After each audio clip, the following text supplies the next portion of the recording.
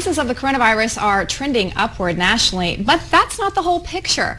While cases are on the rise, COVID-19 deaths remain relatively low. Well, take a look at these numbers. Since the beginning of June, even as case counts have jumped up, that's the blue line that you're looking at. The fatality rate has continued to go down. That's the orange line there.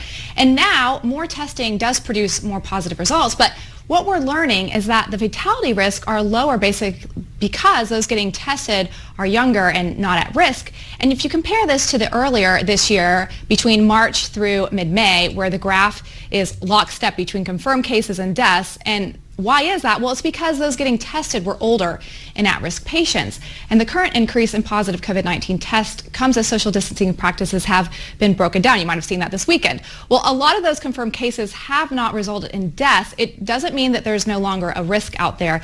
Joining us now is our panel, Florida emergency medicine specialist, Dr. Peter Hibberd, and healthcare analyst and author of The Cure, a blueprint for solving America's healthcare crisis, Seth Denson. Gentlemen, welcome back. Good to be with you. Thank you. Well, Dr. Hibberd, there is a lot of conflicting information out there, and we keep seeing, I think, every day a state rise in cases. But I want to pull up a graph for you that's kind of interesting and puts things a little bit into perspective when you look at it on a global scale and you look at death rate per million by country. The U.S. is relatively low with just 400 per million compared to some of these other countries. And sometimes the media is trying to freak us out. We have the most cases overall. And one of the reasons we actually shut down the economy in the beginning was not to overwhelm the hospital system. Do you think that we are now in risk of actually overwhelming and getting to capacity again? Well, let's place those numbers in perspective. If you break the USA figures down, it's a mixture of low-risk states and higher-risk states. And the number for New York was close to 1,800 deaths per million. And the numbers in Florida are around 170 to 180 per million. California's not far off that. So when we look at the total national figure, it is skewed by the Northeast states that had terrible, terrible death rates. And at the moment, it's also combined with states that hardly have any. You've got places like Arkansas that have 95 deaths per million. It's very low.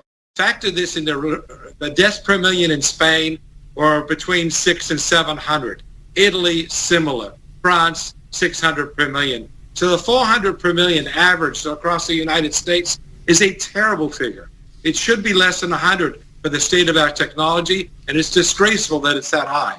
So Seth, let me ask you, how do we become, like a smart consumer of COVID-19? There's so many different statistics. A lot of people are spinning things left and right, so to speak, and in between. How do you make sense of all of it ultimately? Well, it's difficult to do so with the mixed messaging we're getting throughout multiple media channels, right? And I think that the best thing that I would tell people to do is get out of whatever echo chamber you're in, where they're feeding you what effectively they want you to hear, and really start looking at the numbers. The doctor's right. I think that in a society like ours, with an American healthcare system that's responsible for the vast majority of the world's innovation, it's a shame that we're seeing this as much as we are. But that's the reality that comes back to the fact that the American consumer, by way of healthcare, is a bad consumer in general. We just don't focus on our health as much as we should. Dr. Hibberd, we saw the reports on hydroxychloroquine last week. They seem pretty positive. Do you think that this could be a bridge until we do see a vaccine? Well, I don't think the information on hydroxychloroquine has changed a lot at all. I think the FDA got somehow bluffed into taking the EUA away when they should not have. And unfortunately, they're going to have to backpedal on that. There are other drugs that are out for repurposing that the FDA needs to strongly look at. They didn't look at hydroxychloroquine effectively enough, and they needed to. They need to look at other drugs like ivermectin and some other medicines that are repurposed and that work in other countries, and there's no reason in the world for us to ignore them. So hydroxychloroquine, the results weren't that great by itself, but I was honestly surprised with how good they were. But at the time that President Trump took his hydroxychloroquine, we already knew that this study was going on in Detroit and Atlanta. And we knew the results were good because the infectious disease channels had personally told me so. So I knew that Trump was not on the wrong wagon. It's just that the anti-Trumpers came and jumped him so badly that we politicized our drug treatment. Is there another drug out there that you think is showing more promise than hydroxychloroquine?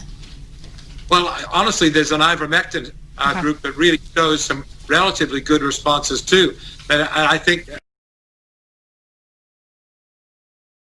we're looking at 40 to 60% mortality decreases with ivermectin in the ICON trial in Fort Lauderdale. Now, the investigators have had trouble getting that published.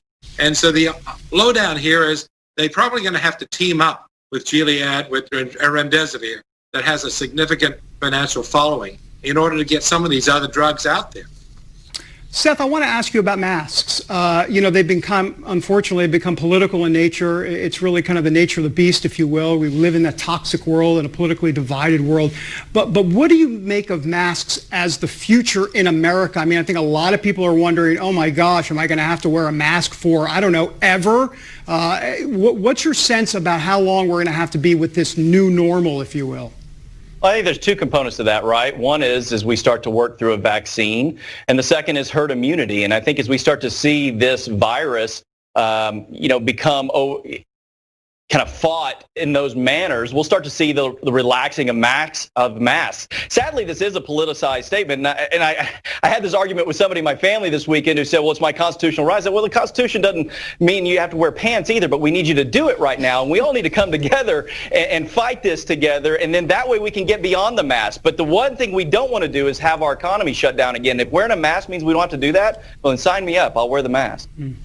Dr. Hibberd, we saw a lot of people out gathering this last weekend with holiday weekend, obviously rise in cases. What do you tell people who are trying to get out there and go to the pool or have a barbecue? Is it safe to do that, or is the message the same? Isolate and stay home. Well, the at-risk people are staying home. We see that from the numbers. The younger people are getting out. They're ignoring some of the masks and the other protection measures we've suggested, and we've seen the numbers double in the last couple of weeks. And we're going to continue to see that. We won't see the deaths for 3 or 4 weeks. And it's not the young people that are going to get it. It's the people that get it from the young people. And this exponential increase is looking like it's going to continue. I'd like to add, though, masks are awful for everybody. No one likes them. And maybe we ought to be looking at other things like face shields for some who can't tolerate a mask. Well, that's interesting. I was going to ask you about some other options beyond masks. I mean, not that we shouldn't be wearing masks, we should. But Seth, I am curious about, from a political standpoint, a messaging standpoint, the president and masks. I mean, I tell you what, he says, look, I'm going to be the law and order guy, but he's not going to do anything with a mask. I kind of understand that to a degree because he's not around big crowds mostly. Well, listen, I'll let the president speak for himself. He surely has qualified people to do that for him. That being said, take a state like where I'm at in Texas, right? You've got 28 million people, over 300,000 square miles. And hotbed areas like Dallas or Houston are very different than those in Midland or San Angelo. And so I think for us to paint the country with this broad brush and say everybody has to treat this exactly the same based on the geographics is naive. And so we need to start managing it based on our local political spectrum and our local authorities. Dr. Hibberd, Seth, thank you so much for your insights and being here with us. Thank you. My pleasure.